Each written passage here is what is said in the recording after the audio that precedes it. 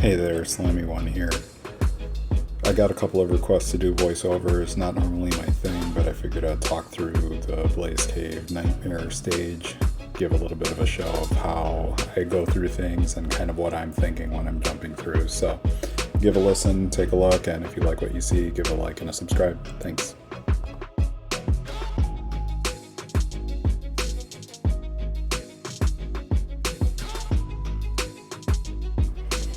Alright, so starting out here, you'll want to jump straight down and start dashing. You can quick dash if you want to go a little faster.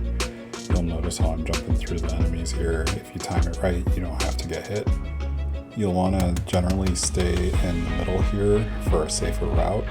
You'll notice that I kind of go up. It's a little more risky here and you start running into more challenges. But if you stay towards the bottom, you'll see here that it's a little easier to control what's going on. You don't have to worry about as many obstacles and you can kind of dodge through them.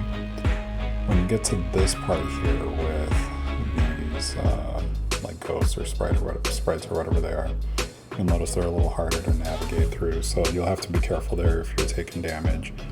And then when you get to this part with the bats, you'll want to start jumping and getting through the watermelons.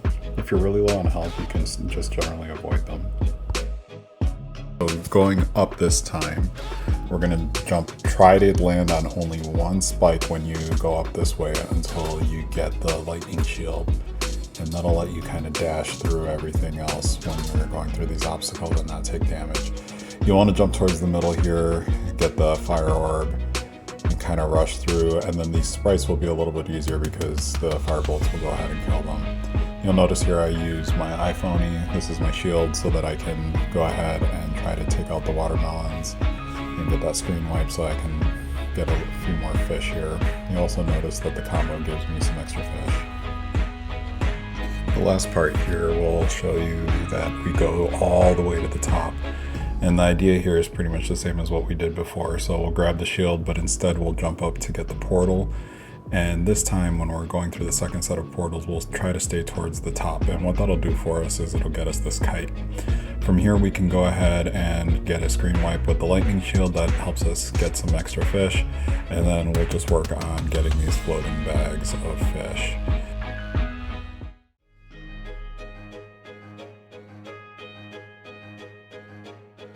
After the first boss, you're going to go ahead and just start navigating through, grab the fish. You'll dodge the first set of spikes that you see here and try to grab as many fish as you can on the way. And we're going to jump up instead of going down, and we'll try to stay on these floating platforms.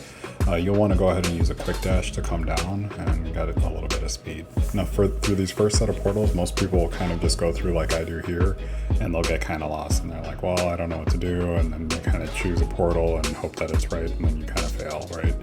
On this next one, you'll see that I grabbed the third one. That's generally what you're going to want to do for all of them. And then you'll see that I used my iPhone to go through. This kind of helps with making sure that you're not taking damage as you're going through that section with all the bombs. And then here you can see while we're on the rope, I quickly jump up or flip up and then flip back down to dodge the bombs.